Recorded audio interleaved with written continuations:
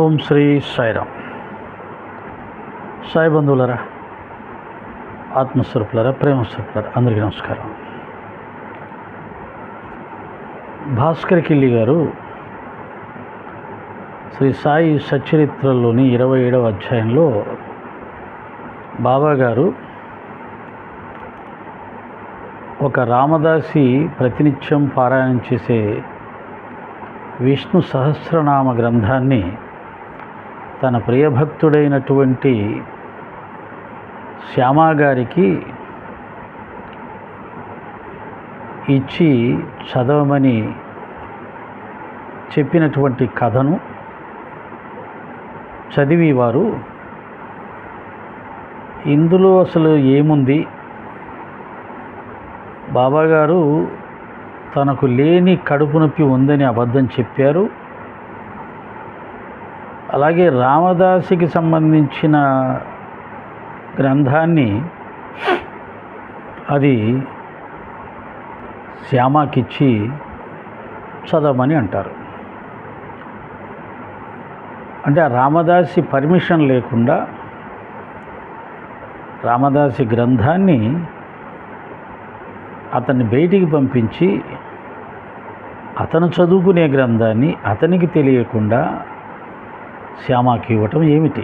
ఇది దొంగతనం కదా.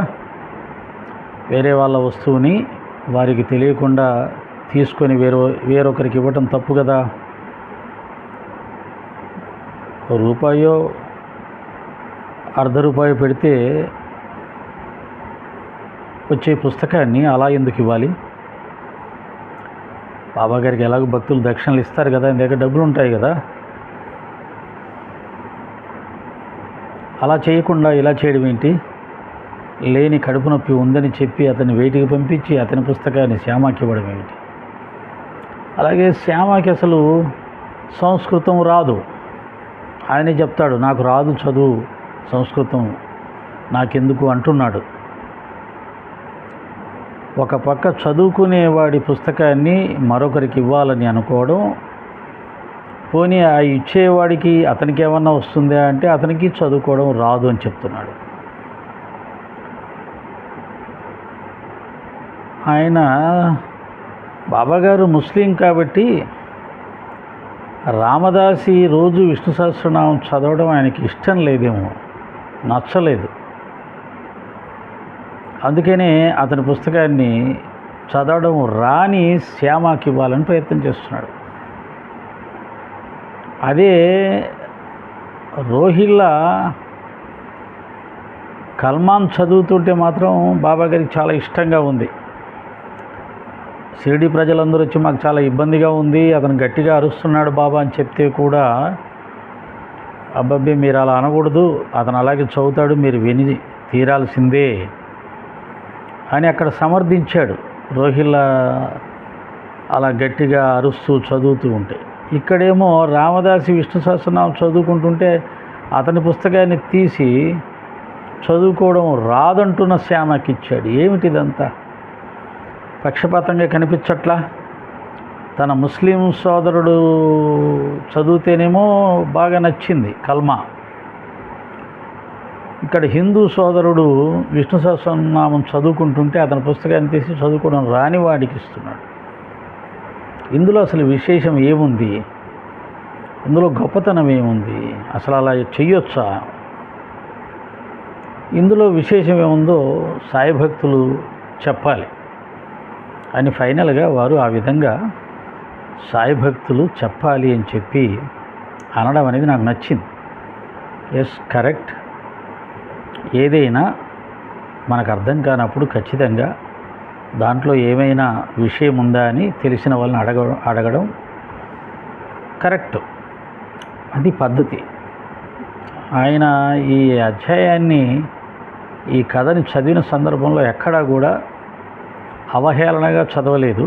బట్ ఆయనకి ఇందులో ఉన్న గొప్పతనం ఏంటి, సందేశం ఏంటి, బాబా ఎందుకు చేశాడు అనేది మాత్రం అతనికి అర్థం కాలేదు అనేది స్పష్టంగా తెలిసింది. దాంట్లో నిజంగా ఏదన్నా విశేషం ఉంటే చెప్పండి అని సాయి భక్తుని అడగడం జరిగింది. అందుకని ఒక ప్రయత్నం చేద్దాం. సాయి బంధువులందరికీ తెలుసు బాబాగారి కథల్లో ఉన్నటువంటి మర్మం ఏమిటి, ఆ కథల ద్వారా మనం నేర్చుకోవాల్సింది ఏమిటి అనేది సాయి భక్తులకు బాగా తెలుసు. ఎందుకంటే వాళ్ళు చాలాసార్లు చదువుతూ ఉన్నారు కాబట్టి, కొన్ని సంవత్సరాలుగా చదువుతున్నారు కాబట్టి, బాబా అంటే వారికి ప్రేమ, గౌరవం అన్నీ ఉన్నాయి కాబట్టి వారికి అర్థమయ్యే అవకాశం ఉంటుంది. కాబట్టి వ్యతిరేకమనే ఒక దృష్టి పెట్టుకొని చదివినప్పుడు దాంట్లో ఉన్నటువంటి విశేషాన్ని గ్రహించే అవకాశం తక్కువ ఉంటుంది. కాబట్టి వాళ్ళు కాస్త ప్రస్తుతం వ్యతిరేక దృష్టితో ఆలోచిస్తున్నారు కాబట్టి వాళ్ళకి అర్థమై ఉండకపోవచ్చు. వాళ్ళు మనసు పెట్టి చదివితే మాత్రం ఖచ్చితంగా అందులో ఉన్నటువంటి విశేషం ఖచ్చితంగా వారికి కూడా అర్థమవుతుంది. అయినా మనం చెప్పే ప్రయత్నం చేద్దాం. ఆధ్యాత్మికత అంటే ఏమిటంటే అది భక్తి మార్గం కావచ్చు, జ్ఞాన మార్గం కావచ్చు, కర్మ మార్గం కావచ్చు, యోగ మార్గం కావచ్చు. ఆధ్యాత్మికత అంటే ఏమిటంటే మనస్సును నియంత్రించటం. కామ, క్రోధ, లోభ, మోహ, మద, మత్సరములని 6 గుణాలను నియంత్రించటం. ఆ తర్వాత వాటిని పూర్తిగా నిర్మూలించటం. ముందు వాటిని కంట్రోల్ చేయడం రావాలి ఆధ్యాత్మిక మార్గంలో ఉన్నవారికి. ఆ తర్వాత వాటిని పూర్తిగా నిర్మూలించాలి. అలాగే పంచేంద్రియాలని కూడా నిగ్రహించడం రావాలి. ఆ తర్వాత పూర్తిగా ఇంద్రియాలని నియంత్రించటం, అదుపులో పెట్టుకోవడం చాలా చాలా అవసరం. పూర్తిగా వాటిని చంపేయడం అనేది సాధ్యం కాదు కాబట్టి ఇంద్రియాలని మనం అదుపులో పెట్టుకోవాలి. చెవులు, కళ్ళు, నోరు, ముక్కు, చర్మం, ఈ 5 పంచేంద్రియాలు, ఈ 5 పంచ జ్ఞానేంద్రియాలు. ఈ పంచేంద్రియాల ద్వారానే మనిషి సుఖాలు అనుభవిస్తూ ఉంటాడు. ఆ సుఖాల కోసం వెంపర్లాడుతూ ఉంటాడు. అలాగే మనస్సులో కామక్రోధ, లోభ, మోహ, మద, మత్సరములని 6 దుర్గుణాలు ఉండే అవకాశం ఉంటుంది. అవి మన చేత పాపాలు చేయిస్తాయి, కర్మలు చేయిస్తాయి. కనుక ఆ 6 గుణాలను కూడా చాలా వరకు ఎవరైతే అదుపులో పెట్టుకుంటారో, నియంత్రించుకుంటారో, వాటి ప్రభావాన్ని పూర్తిగా నిర్మూలిస్తారో వారు మంచి వ్యక్తులుగా, మంచి వాళ్ళుగా సమాజంలో పేరు తెచ్చుకుంటారు. ఈ 6 గుణాలు లేకుండా ఉన్నవాళ్ళు సమాజంలో మంచి పేరు వస్తుంది, గొప్పవారుగా గుర్తింపు వస్తుంది. ఈ 6 గుణాలు లేకుండా జీవిస్తే. పంచ ఇంద్రియాలని కంట్రోల్లో పెట్టుకుంటే శరీరం ఆరోగ్యంగా ఉంటుంది. అలాగే పంచేంద్రియాల ద్వారా అనుభవించే సుఖాలు కూడా మనని పాపకూపంలోకి నెట్టివేస్తాయి. ఆ ఇంద్రియ సుఖాలకు అలవాటు పడితే ఆ ఇంద్రియ సుఖాల కోసం అని చెప్పి తప్పులు చేసే అవకాశం ఉంటుంది. ఆ ఇంద్రియ సుఖాలు ఊరికే రావు కదా, బాగా డబ్బు పెడితే కానీ రావు.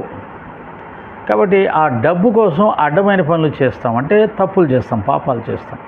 అలాగే ఇంద్రియ సుఖాల కోసం నీతి, నిజాయితీ, ధర్మం వీటిని మర్చిపోయి కూడా ఇంద్రియ సుఖాల కోసం తప్పులు చేసే అవకాశం ఉంటుంది. అంటే ఇంద్రియాలు, మనస్సు ఈ 2 మనని పాపంలో నెట్టే అవకాశం ఉంటుంది. కాబట్టి ఇంద్రియాలను అదుపులో పెట్టుకోవాలి, మనస్సును అదుపులో పెట్టుకోవాలి. ఈ రెండింటి మీద ఎవరైతే పట్టు సాధిస్తారో వారిని యోగి అంటారు. ఈ విషయాలు మనకు గ్రంథాల ద్వారా తెలుస్తాయి, శాస్త్రాల ద్వారా తెలుస్తాయి. కానీ ఎన్నిసార్లు చదివినా వాటిని అదుపు పెట్టుకునే సామర్థ్యం చాలామందికి ఉండదు. అదుపులో పెట్టుకోలేకపోతుంటారు, పడిపోతూ ఉంటారు.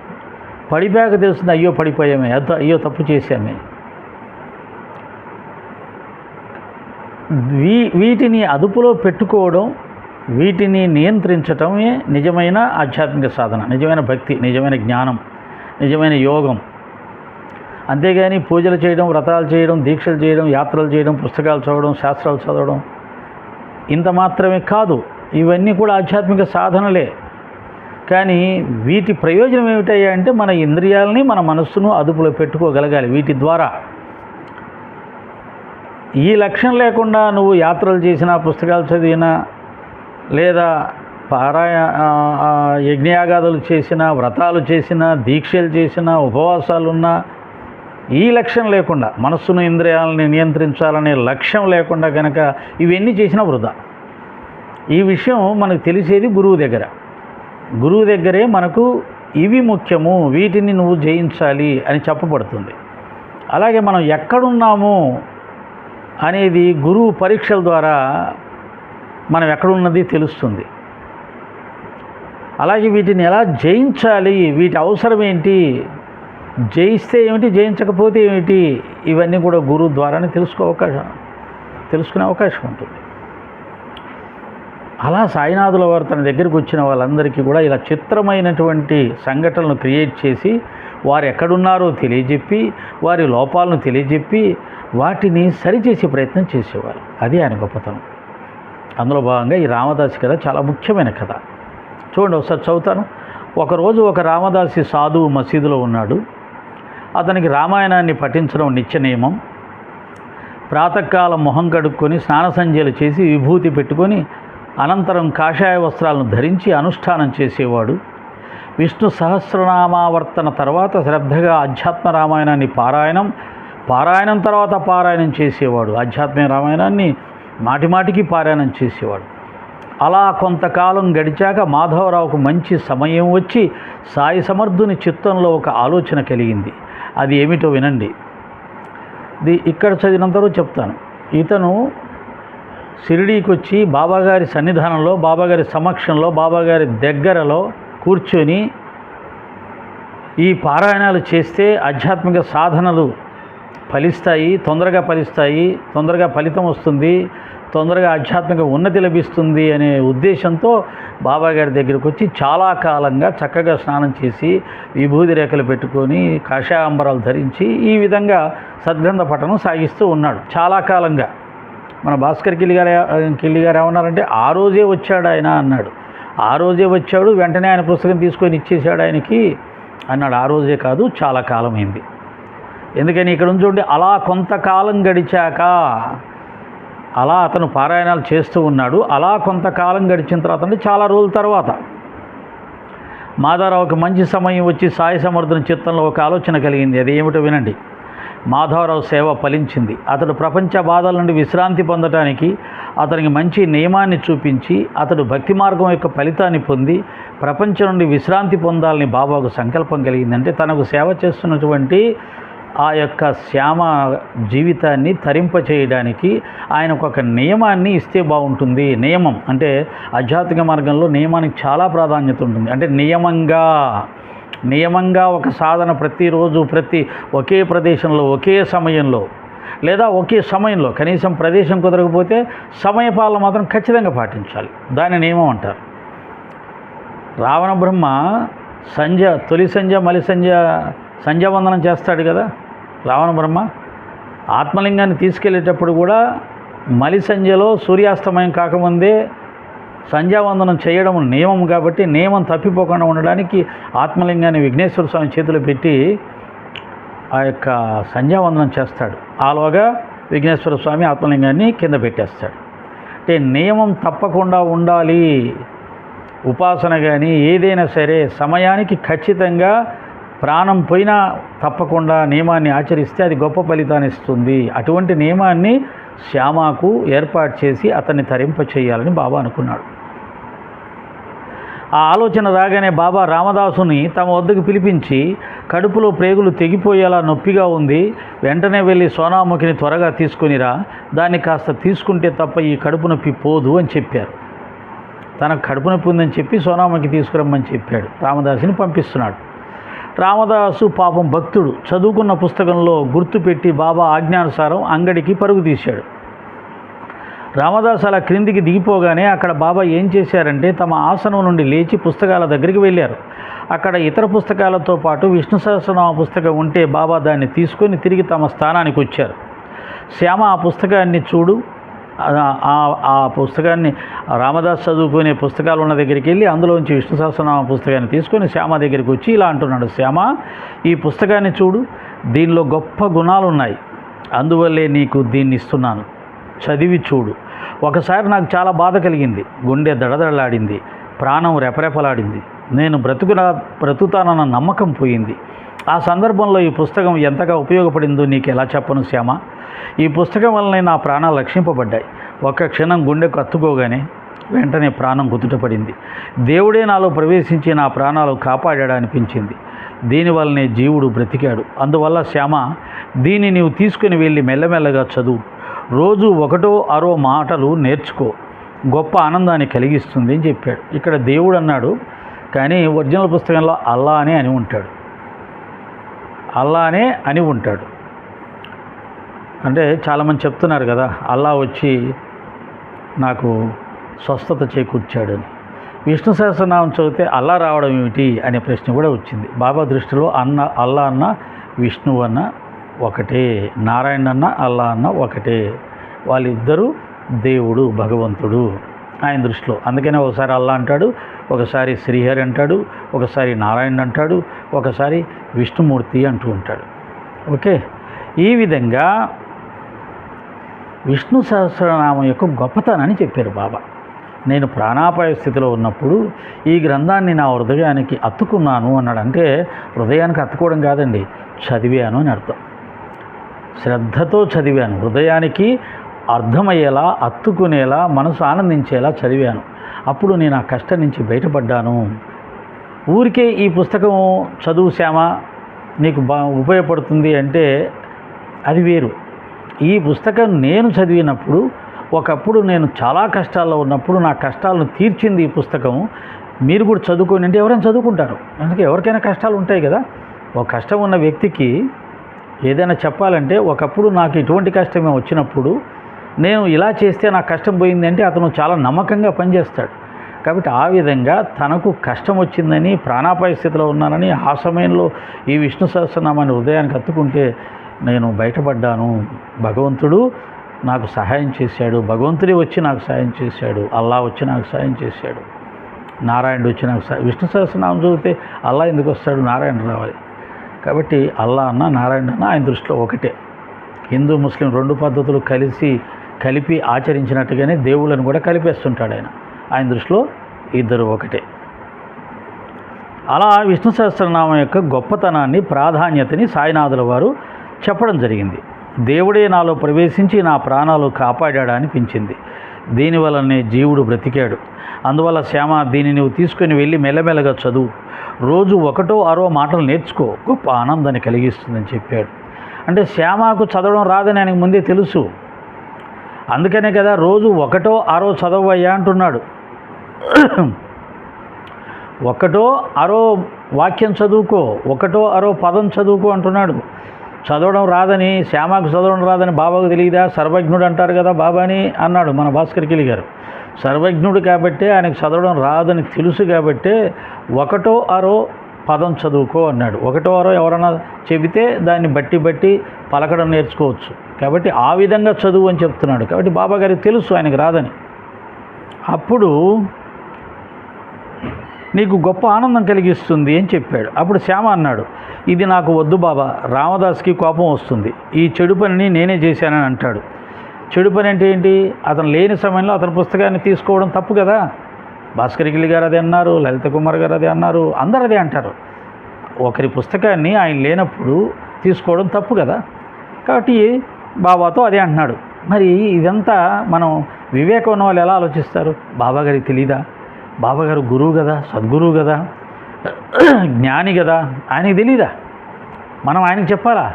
కానీ చాలామంది ఏమనుకుంటారంటే, గురువు అనుకుంటేనే గురువుగారి కంటే మనకే బాగా తెలుసని, గురువుగారికి కూడా తెలియని కొన్ని ఉంటాయని, అయ్యో గురువుగారు ఏంటి ఇలా మాట్లాడుతున్నారు, ఇలా చేస్తున్నారు, ఇలా చేయకూడదు కదా, ఇలా మాట్లాడకూడదు కదా అని గురువుగారికి సలహాలు ఇస్తుంటారు పాపం. మళ్ళీ గురువుగారే అంటారు.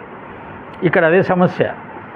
శ్యామ ఆయన్ని దేవా అని పిలుస్తాడు, భగవంతుడిగా భావిస్తాడు, అనేక లీలలు చూశాడు, బాబా మహత్తు తెలుసు, బాబా జ్ఞానం తెలుసు. కానీ ఏమంటున్నాడు, ఈ పాడు పని ఎందుకు నేను చేయను బాబా, ఈ పాడు పని అంటే బాబా గారు నీ చేత పాడు పని చేయిస్తాడా? పాడు పని చేసి ఆయన గురువు అవుతాడా? దేవుడు అవుతాడా? ఇలా ఉంటుంది మన యొక్క అవగాహన. ఇది శిష్యుల యొక్క, భక్తుల యొక్క అజ్ఞానమే తప్ప గురువు యొక్క అజ్ఞానం కాదు. అసలే అతడు కోపిష్టివాడు, అడ్డదిడ్డంగా తలతిక్కగా వాగుతాడు. ఎందుకు ఈ వ్యర్థమైన పోట్లాట? నాకు ఈ గొడవంతా వద్దు. పైగా ఈ పుస్తకం సంస్కృత భాషలో ఉంది. నాది మొరటు వాక్కు, నా నాలుకకు ద్విత్వాక్షరాలు పలకవు, వాని నేను స్పష్టంగా ఉచ్చరించలేను అని చెప్పాడు. నాకెందుకు ఈ గొడవ, వాడు వచ్చి తిడతాడు, వాడి కోపం ఎక్కువ. అసలే భక్తులు ఎంత మాత్రం కోపం ఉండదనే ఉంది. పాపం ఆయన భక్తుడు కదా, ఇంతకుముందు భక్తుడు అన్నారు కదా, అంటే భక్తుడైతే కోపం ఉండదా ఏంటి? ఉంటుంది. కాబట్టి అతను కాస్త కోపిష్టి, నాకెందుకు ఈ గొడవ బాబా, నాకు వద్దు, అందులో నాకు చదవడం రాదు, సంస్కృతం అక్షరాలు అసలు రాదు అని చెప్పేస్తున్నాడు. బాబాకి ఆ విషయం తెలుసు, అందుకనే రోజు ఒక పదమో చదవరా అంటున్నాడు. బాబా చేసిందంతా చూసి శ్యామ అది బాబా తగు పెట్టడానికి అని అనుకున్నాడు. అంటే ఏంటి, అతన్ని బయటికి పంపించి అతని పుస్తకం తీసి నాకు ఇస్తాడు, వాడు వచ్చి చూశాడంటే ఈ పుస్తకం ఏదో నేను దొంగతనం చేశానని చెప్పి నా మీద దెబ్బలాడతాడు, మా ఇద్దరికి గొడవ పెట్టడానికి బాబా ఇలా చేస్తున్నాడేమో. చూసారా బాబాని ఎంత బాగా అర్థం చేసుకుంటున్నారు. ఆనాడు వాళ్ళే అర్థం చేసుకోలేదు, మనమే అర్థం చేసుకుంటాం.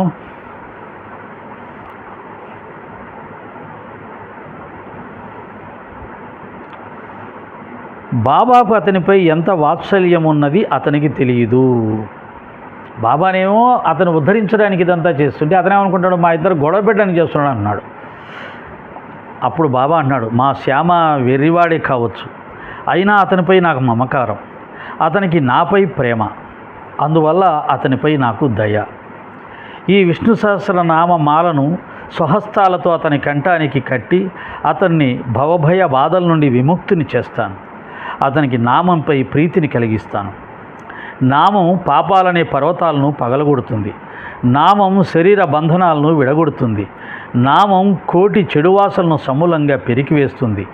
నామం కాలుని మెడను విరిచేస్తుంది. నామం జనన మరణ చక్రాన్ని తప్పిస్తుంది.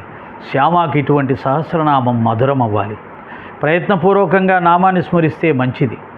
అప్రయత్నంగా నామజపం చేసిన చెడు కలగదు. తెలియకుండా నోటితో ఉచ్చరించిన నామ ప్రభావం ప్రకటమవుతుంది. అంతఃకరణాన్ని పరిశుద్ధపరచడానికి నామం కంటే సులభమైన మరో సాధన లేదు. నామం జిహ్వకు భూషణం లాంటిది. నామం పరమార్థాన్ని పోషిస్తుంది. నామజపానికి స్నానం చేయాల్సిన అవసరం లేదు. అలాగే నామానికి విధి విధానాలేవీ లేవు. నామ సంకీర్తనలో సకల పాపాలు నశించిపోతాయి. నామం ఎల్లప్పుడూ పావనమైంది. అనవరతరం నామాన్ని స్మరించేవారు తీరానికి చేరుకుంటారు. ఇతర సాధనలేవి అవసరం లేకుండానే మోక్షం హస్తగతమవుతుంది. నా నామాన్ని ఎల్లప్పుడూ జపించేవారి పాపాలు క్షాళనమవుతాయి. మెల్లగా లోపల నా నామాన్ని జపించేవారు ఉత్తమ గుణసంపన్నుల కంటే ఉత్తములు అని చెప్పారు. నామాన్ని ఎలా జపించాలి? గట్టిగా అరుస్తూ కాదు, లోపల హృదయస్థానంలోనే శబ్దం ఎక్కడ పుట్టిందో అక్కడే నామజపం జరిగితే అది అన్నిటికంటే ఉత్తమమైంది అని చెప్తున్నాడు. ఉత్తమోత్తమం. ఓకే, ఇది బాబాగారి యొక్క సంకల్పం. మరి అంత చదివితే మీకు టైం ఎక్కువ అవుతుంది కదా, విషయం చెప్పేస్తాను. ఏమైంది, ఈలోగా రామదాస్ వచ్చాడు. రాగానే అక్కడ అన్నా చెంచనేకర్ అనే అతను ఉన్నాడు. అతని లక్షణం ఏంటంటే ఇది ఉన్నట్టుగా చెప్పేస్తుంటాడు. ఇంకా చెప్పాలంటే ఉన్నట్టుగా చెప్పడం అంటే ఒక రకంగా గొడవలు పెట్టే లక్షణం. నేనేం తప్పు చేశానా? ఉన్నదే చెప్పాను, నిజమే చెప్పాను అంటారు. ఉన్నదే నిజమే, కానీ ఆ చెబితే గొడవ జరుగుతుంది అనుకున్నప్పుడు కాస్త దాన్ని జాగ్రత్తగా చెప్పాలి, నెమ్మదిగా చెప్పాలి, గొడవ జరగకుండా చెప్పాలి, కొన్ని జాగ్రత్తలు తీసుకోవాలి. కానీ ఇతను అలా కాదు, ఉన్నట్టుగా చెప్పేస్తాడు. తర్వాత వాళ్ళు తనుకుంటుంటే చూస్తుంటాడు. ఈ రామదాస్ రాగానే, ఏమయ్యా నువ్వు అలా బయటికి వెళ్ళిపోయావు, నువ్వు అలా వెళ్ళగానే బాబా గారు నీ విష్ణు సహస్రనామం తీసి శ్యామకి ఇచ్చేసాడు అని చెప్పాడు. ఇంక వెంటనే ఇతను ఏం చేశాడు, చాలా కడుపు నొప్పి అన్నది ఒట్టి సాకు, నీవే బాబాను పురిగొల్పావు, నీ కళ్ళు నా పుస్తకాలపై పడ్డాయి, నా వద్ద ఇదేం సాగదు, నా పేరు రామదాసు, వీరుణ్ణి నిర్భయుణ్ణి, బుద్ధిగా నా పుస్తకాన్ని తిరిగి ఇవ్వకపోతే నీ ఎదుటే తల బద్దలు కొట్టుకొని రక్తం చిందిస్తాను, నీ దృష్టి నా పుస్తకంపై పడింది, నీవే కపట నాటకం అంతా ఆడి బాబాపై రుద్ది ఏమీ ఎరగనట్లున్నావు. ఇలా ఇష్టం వచ్చినట్టుగా అరుస్తున్నాడు. అప్పుడు మాధవరావు ఎన్నో విధాల నచ్చజెప్పిన రామదాసు శాంతించలేదు.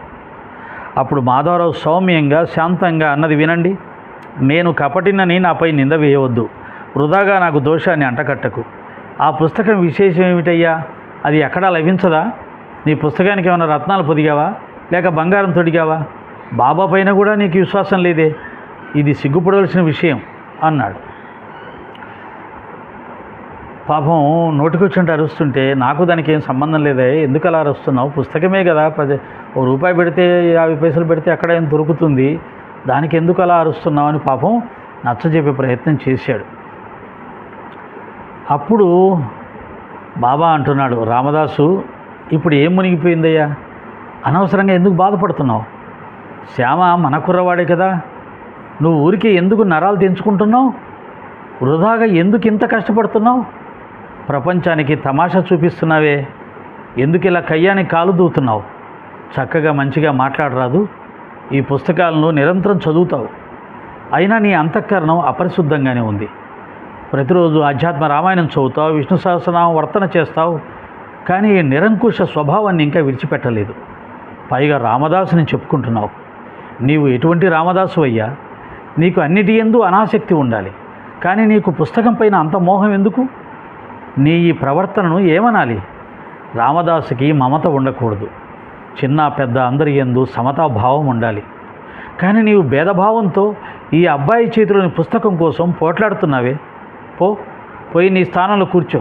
డబ్బుతో పుస్తకాలు దొరుకుతాయి, కానీ కల్పాంతం వరకు మంచి మనుషులు దొరకరు. బాగా ఆలోచించుకో.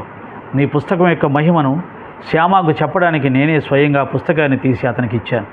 అదంతా నీకు కంఠస్థం కదా, దాన్ని శ్యామకి ఇవ్వాలని అనిపించింది.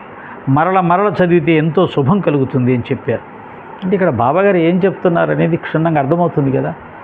నువ్వు చక్కగా రోజు సద్గ్రంథాలు చదువుతున్నావు, మరి దాని నుంచి నువ్వు ఏం నేర్చుకున్నావు? సద్గ్రంథాలు ఏమని ఉంటుంది? శాంతంగా ఉండాలి, ప్రేమగా ఉండాలి, అందరితో మంచిగా మాట్లాడాలి, మనకు కష్టం వచ్చినా నష్టం వచ్చినా అపకారికి సైతం ఉపకారం చేయువాడు ఉత్తముడు సుమతి అని చెప్పారు కదా. అంటే మన కీడు చేసేవాళ్ళు, మనల్ని అవమానించేవాళ్ళు, మనని కష్టాలు కలిగించేవాళ్ళు, మనకు దుఃఖం కలిగించేవాళ్ళు ఉంటారు సమాజంలో. వారి విషయంలో కూడా మనం ప్రేమతో ఉండాలి. అవసరం వస్తే వారికి కూడా మనం సహాయం చేయాలి తప్ప ఒకరు ఒక మాట అన్నారని చెప్పి తిరిగి 2 మాటలు అనడం కానీ, ఒకరు మనకు నష్టం కలిగించారని చెప్పి తిరిగి మనం వాళ్ళకి నష్టం కలిగించాలని కానీ, ఒకరు మనం బాధ కలిగించారని చెప్పి తిరిగి మనం బాధ పెట్టాలని ప్రయత్నం చేస్తే దానికి ఆధ్యాత్మిక మార్గం ఎందుకు? దానికి భక్తి ఎందుకు? దానికి సద్గ్రంథ పఠనం ఎందుకు? వాటి వల్ల నీ గుణాలు ఏమాత్రం మార్పు చెందకపోతే, నువ్వు అందరిలాగే ప్రవర్తిస్తే ఈ పుస్తకాలు చదవడం ఎందుకు? ఈ భక్తి మార్గం ఎందుకు? ఆధ్యాత్మిక మార్గం ఎందుకు? గురువులు ఎందుకు? శాస్త్రాలు ఎందుకు? ఇవన్నీ దేనికి? మనస్సును ఇంద్రియాలని అదుపులో పెట్టుకోవడానికే, అందరిలాగా సామాన్య మానవుల్లో ప్రవర్తించడానికి కాదు. ఇది తెలియజెప్పాడు బాబా. నువ్వు రోజు చక్కగా స్నానం చేస్తున్నావు, సద్గ్రంథ పఠనం చేస్తున్నావు, కానీ ఏం లాభం? ప్రేమగా మాట్లాడడం నీకు ఇంకా రాలేదు, నీకు ఇంకా మమకారం పోలేదు వస్తువుల యందు. ఒక పుస్తకం కోసం ఇన్ని అరుపులు అరవాలా? అతని మీద ఇంత గొడవ చేయాలా? 10 పైసలు ₹1 పెడితే వచ్చే పుస్తకం. ఆ శ్యామ కూడా మనవాడే కదా, బాబా సేవకుడు కదా. రోజు అతను మనకు సేవ చేస్తుంటాడు. ఎక్కడి నుంచో వచ్చాం మనము. నిజానికి ఎక్కడి నుంచో వచ్చే వాళ్ళందరికీ సేవ చేసే శ్యామనే, వాళ్ళ అవసరాలను తీర్చే శ్యామనే. ఆ కృతజ్ఞత కూడా లేదు. అందులో అక్కడ సమర్థ సద్గురు ఉన్నాడు. అక్కడ ఆయన పాదాల దగ్గర పారాయణం చేస్తే పుణ్యం వస్తుందని బాబా దగ్గరికి వచ్చి మసీదులో కూర్చొని పారాయణం చేస్తున్నాడు. లేకపోతే హిందువు కాషాయం ధరించాడు, మసీదులోకి వచ్చి పారాయణం ఎందుకు చేయాలి? అక్కడ ఒక సిద్ధపురుషుడు ఉన్నాడు, మహాత్ముడు ఉన్నాడు, ఆయన పాద సన్నిధి దగ్గర పారాయణం చేస్తే అది 10 రెట్లు వస్తుంది, తొందరగా ఫలిస్తుంది అని వచ్చాడు. మరి ఆ సిద్ధపురుషుడు ఆ గురువు సమక్షంలోనే అలా నోటికొచ్చినట్టు మాట్లాడొచ్చా? ఒక ఐఏఎస్ ఆఫీసర్ ఉంటాడండి. ఐఏఎస్ ఆఫీసర్ గారు ఏదో మన అంటారు, మనం ఇలాగే నోరు చేసుకుంటామా? తల ఉంచుకొని చాలా భయభక్తులతో సమాధానం చెప్పము, ఎందుకంటే ఐఏఎస్ ఆఫీసర్ అయినా. అలాగే మన యజమాని ముందు, పెద్దవాళ్ళ ముందు, అధికారుల ముందు, జ్ఞానుల ముందు, గురువుల ముందు ఎంత అనుకోగా ఉండాలి, ఎంత నెమ్మదిగా మాట్లాడాలి. అందులో ఆ పుస్తకాన్ని బాబానే ఇచ్చాను అని చెప్తూ ఉంటే, బాబానే ఇచ్చాడు అని చెబుతూ ఉంటే, బాబా ఇచ్చాడంటే దాంట్లో ఏదో ఒక పరమార్థం ఉంటుంది, ఒక అర్థం ఉంటుంది. చాలా సంతోషం అండి, నా గ్రంథాన్ని బాబాగారు మీకు ఇవ్వడం నాకు చాలా ఆనందం. అది నాకు నోటికి వస్తుంది, పర్వాలేదు. అవసరమైతే నేను మళ్ళీ వేరే పుస్తకం తీసుకుంటాను. బాబా అంతటి వారు నా పుస్తకాన్ని మీకు ఇచ్చారంటే చాలా అదృష్టం, నేను అదృష్టవంతుని. ఇలా కదా మాట్లాడాల్సింది భక్తుడు, ఆధ్యాత్మికవేత్త గురువు సన్నిధానంలో. మరి అలా రెంకలేస్తున్నాడే, అసలు అక్కడ గురువు ఉన్నాడనే విషయం మర్చిపోయాడు. దాన్ని బాబాగారు ఎత్తి చూపించారు. అంటే కొంతమంది కోపం వస్తే ఎంత మాట పడితే అంత మాట మాట్లాడేస్తారు. మన సోదరులు కొంతమంది అలాగే వీడియోలు చేసేటప్పుడు ఎంత మాట పడితే అంత మాట అనేస్తుంటారు. వేదవల్లారా, చెప్పండిరా, రండిరా, అదిరా, ఇదిరా అనేస్తుంటారు. అలాగా కోపం వస్తే బూతులు మాట్లాడేస్తుంటారు, నోటికొచ్చిన బూతులు. తప్పది. శాస్త్రాలు చదివిన, పవిత్రమైన శాస్త్రాలు చదివిన నోటితో దుర్భాషలు ఆడకూడదు, వాక్శుద్ధి పోగొట్టుకోకూడదు. అది తెలియకపోతే, వాక్శుద్ధిని కాపాడుకోకపోతే, నోటికొచ్చినట్టుగా మాట్లాడితే, వేదాలు చదివి పురాణాలు చదివి నువ్వేం నేర్చుకున్నావురా అని సమాజం నుంచి ప్రశ్న వస్తుంటుంది. కాబట్టి శాస్త్రాలు పురాణాలు అన్నీ కూడా మన మనస్సును, ఇంద్రియాలని అదుపులో పెట్టుకోవడానికి, వాటిని జయించటానికి, వాటి మీద మనం అధికారం సంపాదించుకోవడానికి. సాధారణ మానవులు అవి ఎలా చెప్తే అలా నడుచుకుంటారు. కానీ ఈ శాస్త్రాలు పురాణాలు చదివిన వాళ్ళు, గురువులను ఆశ్రయించిన వాళ్ళు వాళ్ళ చేతుల్లో ఇంద్రియాలను, మనస్సును పెట్టుకొని వాళ్ళ ఇష్టం వచ్చినట్టుగా వాటిని నడిపించుకుంటారు. భగవద్గీతలో కూడా ఒక శ్లోకం ఉంది కదా, బుద్ధి అనే రథసారథి చేత మనస్సు అనే కళ్యాణి బట్టి ఇంద్రియాలనే గుర్రాలని ఎవడైతే తన ఇష్ట ప్రకారంగా సరైన మార్గంలో నడుపుతాడో వాడు గమ్యస్థానం చేరుతాడు అన్నాడు. ఆధ్యాత్మిక సాధనంతా ఇంద్రియాలను, మనస్సును నిగ్రహించటంలోనే ఉంది. అలా నిగ్రహించుకోకుండా నువ్వు ఎన్ని చేసినా వృధా. ఆ విషయాన్నే రామదాసికి తెలియచెప్పడానికి, ఒరే అబ్బాయి, నువ్వు ఇవన్నీ చేస్తున్నావు కానీ నీ మనసును నీ అదుపులో పెట్టుకోలేకపోయావు, ఎదుటి వాళ్ళతో మంచిగా మాట్లాడడం నువ్వు ఇంకా నేర్చుకోలేదు. మనకు నష్టం కలిగించిన, కష్టం కలిగించిన ఆ సమయంలోనే ఓర్పుతో, సహనంతో ఉండి మనం మన యొక్క సత్ప్రవర్తనని ప్రదర్శించాలి, మన గొప్పతనాన్ని ప్రదర్శించాలి, మన సహనాన్ని ప్రదర్శించాలి అని అతనికి తెలిసేలా చేశారు. అది ఇక్కడ అతనిలో ఉన్న బలహీనతను బయటికి లాగి, ఆ బలహీనత ఎప్పుడు వస్తుంది? ఆయనకి ఏదైనా నష్టం కలిగినప్పుడు, కష్టం కలిగినప్పుడు, బాధ కలిగినప్పుడు అప్పుడు అది బయటికి పొడుచుకొని వస్తుంది.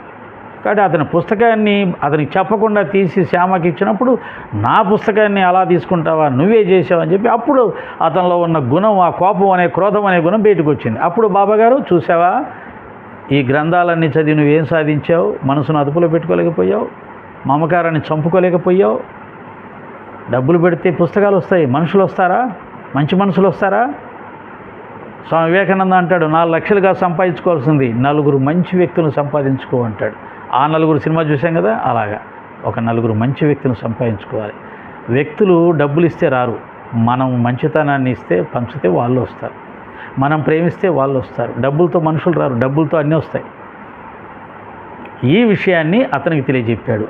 ప్లస్ విష్ణు సహస్రనామం యొక్క గొప్పతనాన్ని, తన మీద ఒక రోగాన్ని వేసుకొని, ఒక కష్టాన్ని వేసుకొని, నేను చాలా ప్రాణాపాయ స్థితిలో ఉన్నప్పుడు ఈ పుస్తకాన్ని నేను హత్తుకుంటే దేవుడే వచ్చి నన్ను కాపాడాడని చెప్పడం ద్వారా విష్ణు సహస్రనామం యొక్క గొప్పతనాన్ని లోకానికి మరొక్కసారి చాటాడు. అంతకుముందు విష్ణు సహస్రనామం గొప్పతనం ఎవరికి తెలియదా? ఎవరు చదువుకోలేదా? ఎవరు చదవని చెప్పలేదా? చెప్పి ఉంటారు. ఎవరో ఇంతకుముందు చెప్పారని మళ్ళీ చెప్పుకోకుండా ఉంటావేంటి? నిన్న తిన్నావని ఇలా తినకుండా ఉంటావేంటి? రోజు తినాల్సిందే.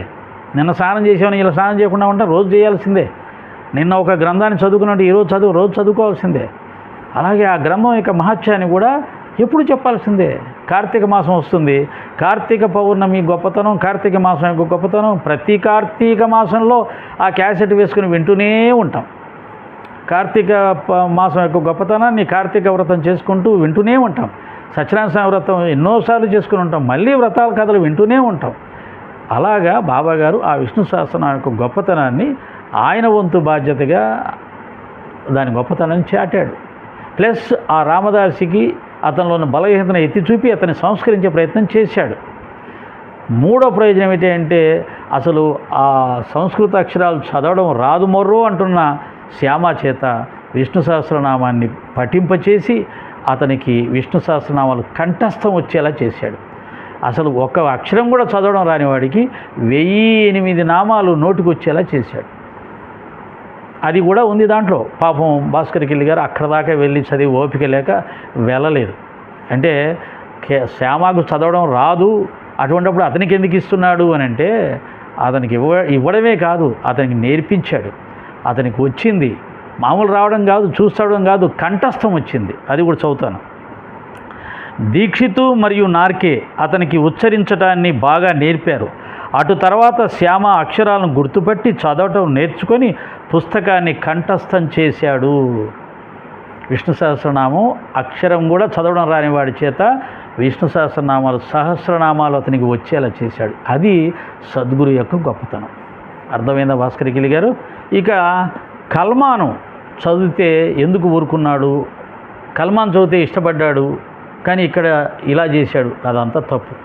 కల్మాను చదివేది అతను ఎందుకు చదివాడంటే తనలో ఉన్న దుర్బుద్ధి అనే భార్య, అంటే దుర్బుద్ధిని భార్యతో పోల్చాడు. భార్య ఎలా డిస్టర్బ్ చేస్తుంటుంది ఆధ్యాత్మిక సాధనలు చేస్తే?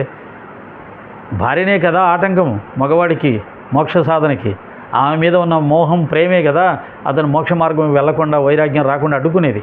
కాబట్టి అతనికి ఒక దుర్బుద్ధి అనే ఆలోచనలు వస్తూ ఉంటే వాటిని జయించడానికి ఆ కల్మాను గట్టిగా చదివాడు, భగవంతుని ప్రార్థన చేసేవాడు. అంటే అతని ఉద్దేశం ఏమిటి? తన దుర్బుద్ధిని తాను జయించడానికి ఆ యొక్క కల్మాను అనే భగవంతుని ప్రార్థనని సాధనగా పెట్టుకున్నాడు. ఆ దుర్బుద్ధి రాగానే గట్టిగా చదవడం, దాని ద్వారా ఆ దుర్బుద్ధిని పోగొట్టుకోవడం. కాబట్టి అతను సమర్థించాడు. ఎందుకని అతను ఒక మంచి ప్రయత్నం చేస్తున్నాడు. తన మనసును అదుపులో పెట్టుకోవడానికి, తనకు వచ్చే దురాలోచనలు వెళ్ళగొట్టుకోవడానికి భగవన్నామాన్ని సాధన చేస్తున్నాడు. కాబట్టి అతను డిస్టర్బ్ చేయొద్దు, అతను ఒక మంచి సాధన చేస్తున్నాడని ఇండైరెక్ట్గా చెప్పి వాళ్ళని పంపించాడు. ఇక్కడ ఇతను సద్గ్రంథాలు చదువుతున్నాడు, కానీ తనలో ఉన్న బలహీనతను ఏమిటో గుర్తించలేకపోతున్నాడు. తనలో ఉన్న అకారమైన కోపాన్ని, క్రోధాన్ని గుర్తించలేకపోతున్నాడు. దాన్ని జయించాలని గుర్తించలేకపోతున్నాడు. కాబట్టి అది గుర్తు చేసి భక్తుడు ఎలా ఉండాలో అతనికి నేర్పించాడు. ఓకే, ఇది వ్యత్యాసం. అంతేగాని అతను ముస్లిం కాబట్టి అతను గట్టిగా చదివినా కానీ ఓర్చుకున్నాడు, ఇతను హిందూ కాబట్టి ఇతను చదివే గ్రంథాన్ని చదవకుండా చేసి అసలు చదవడం రాని వాళ్ళకి ఇచ్చాడు. కాదు, ఇది కాదు దాంట్లో ఉన్నది. కేవలం చదివితే కాదరా, ఈ చదవడాలు వీటన్నిటి ఫలితం ఏంటంటే మన ఇంద్రియ నిగ్రహం, మనోనిగ్రహం సాధించాలి, నిశ్చలత్వాన్ని సాధించాలి, సమభావాన్ని సాధించాలి, ప్రేమతత్వాన్ని సాధించాలి అని, ఉత్తమ గుణాలు సాధించాలి అని అతనికి తెలియచెప్పే ప్రయత్నం చేశాడు. అదే సమయంలో అస్సలు సంస్కృతం చదవడం నాకు రాదు అని విష్ణు సహస్రనామాన్ని ఎప్పుడూ కూడా చదవాలని అనుకొని శ్యామ చేత చదివించి అతనికి విష్ణు సహస్రనామం పూర్తిగా కంఠస్థం వచ్చేలా అనుగ్రహించాడు గురువు. ఇలా ఈ కథలో అనేకమైనటువంటి ప్రయోజనాలు ఉన్నాయని తెలియజేస్తూ భాస్కర్ కిల్లి గారికి కూడా అభినందనలు, ధన్యవాదాలు. ఇంత మంచి కథను, గొప్ప సందేశాన్ని ఒకసారి గుర్తు చేసుకునేలా మీతో పాటు మా సాయి భక్తులకు కూడా అవకాశం ఇచ్చినందుకు మీకు కూడా ధన్యవాదాలు. సాయిరామ్.